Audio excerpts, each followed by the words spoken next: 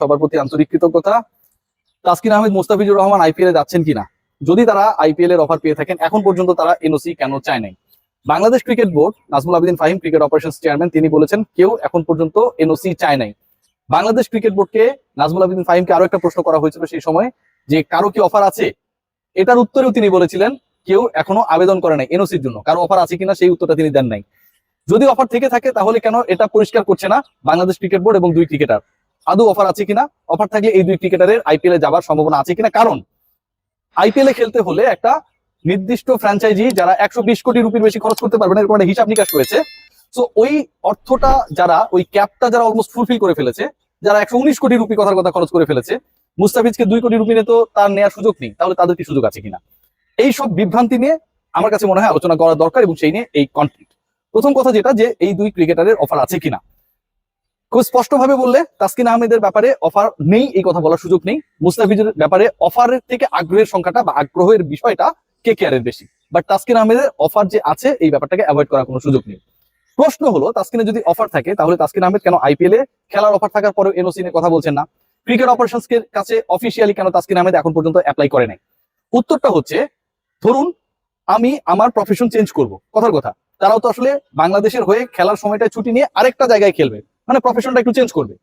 তাহলে নতুন জায়গায় আমি যখন যুক্ত হব, সেই জায়গার 100% গ্যারান্টি না পাওয়া পর্যন্ত, অফার লেটার না পাওয়া পর্যন্ত আমি কি আমার এক্সিস্টিং কর্মক্ষেত্রের থেকে ছুটি বা ইস্তফা দিতে পারবো? নিশ্চয়ই পারবো না। তাসকিন আহমেদকে এখন পর্যন্ত তার দল লখনৌ সুপার জায়ান্টস তাদের সাথে ভার্বালি যে কথাবার্তা অথবা তাদের ইন্টারেস্টের জায়গার যে ব্যাপারগুলো যতটুকু প্রকাশ করেছে, তাসকিনকে তারা নিচ্ছেই, they are all set to take Taskin as a team member. এই জায়গাটায় তারা এখন পর্যন্ত অ্যাসুরেন্স দেয় নাই। তার মানে কি তাসকিন অফার নাই? তার মানে কি তাসকিনের সম্ভাবনা কমে গেছে? একদম না, এটাকে ক্লিয়ার করি। যেহেতু অফিসিয়াল অফারটা পেন এন্ড পেপারে আসে নাই, তাসকিন আহমেদও এনওসির জন্য অ্যাপ্লাই করবে না। তাসকিন যদি এনওসির জন্য অ্যাপ্লাই করে, ধর কথার কথা, তাকে বলে দেওয়া হলো তুমি উন্মুক্ত to play for IPL teams, এরপরে তাকে লখনৌ নিল না, তাহলে ব্যাপারটা কেমন দাঁড়ালো? সো আগে অফিসিয়াল হতে হবে, and then Taskin will officially apply to BCB for his leaves. I think it's clear.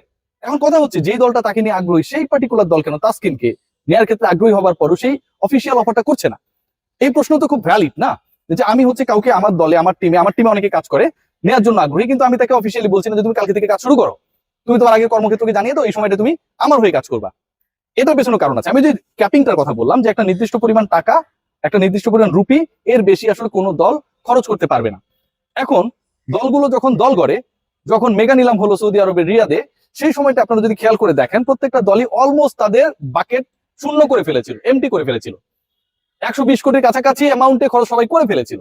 ওটা কিন্তু এক্সিড আপনি করতে পারবেন না, এটা তো আর বিপিএল না যেখানে হচ্ছে আপনি যত খুশি টাকা যেভাবে খুশি খরচ করেন, আর খরচ করার পর টাকা যদি নাও দেন কোনো সমস্যা নেই, শহীদ আপনি যদি কান্নাকাটি করুক আর না করুক, এটা বাংলাদেশে কোনো কিছু আসে যায় না, এটা আইপিএল, এরা প্রফেশনালি চলে। সো তাহলে তাসকিনকে তারা নিবে কিভাবে, বা মুস্তাফিজকে কে নিবে কিভাবে? তাদের তো টাকা নাই।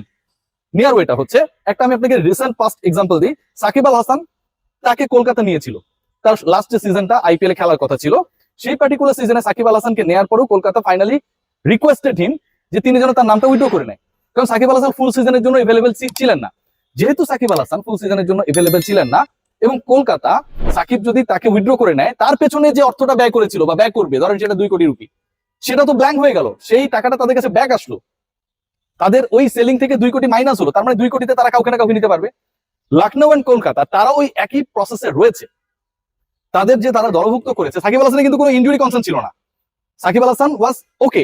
সাকিব আল হাসান কতটুকু সময় খেলবেন সেটা কিন্তু আইপিএল নিলামের আগেই সাকিব আল হাসান জানিয়ে দিয়েছিলেন। তারপরে তাকে রিকোয়েস্ট করেন, সাকিব ভাই তোর এবার খেলার দরকার নাই, আমরা অন্য কাউকে নিতে চাই। অন্য ফ্র্যাঞ্চাইজি গুলো যারা মুস্তাফিজ এবং তাসকিনের ব্যাপারে আগ্রহী, তাদেরকেও তাদের পেমেন্টের টাকাটা, পারিশ্রমিকের টাকাটা, তাদেরকে যত টাকায় নিবে, এই জায়গাটাকে ব্ল্যাঙ্ক করতে হবে। এটার জন্য তাদের কাউকে না কাউকে বসাতে হবে, কারো না কারো ইনজুরি হতে হবে, অথবা রিকোয়েস্ট করতে হবে যে তুমি এই সিজনটা উইথড্র করে নাও। দেন তারা ওই স্পেসটা পাবে। যখন তারা সেই স্পেস পাবে যে তাসকিনকে আমি এই টাকায় নিতে পারবো, তখনই তারা তাসকিনকে বলবে যে Taskin now you can apply to your board for the leaves. So it is the issue. Nazmul Abedin ফাহিমকে 2 বার প্রশ্ন করা হয়েছে। একবার প্রশ্ন করা হয়েছিল যে কেউ কি এনওসি চেয়েছে, ফাহিম স্যার বলেছে যে না। এরপরে বলেছিল কারো কি অফার আছে, তারপরে ফাহিম স্যার বলেছিল কেউ এনওসি চায় নাই, বলেনি যে অফার নাই।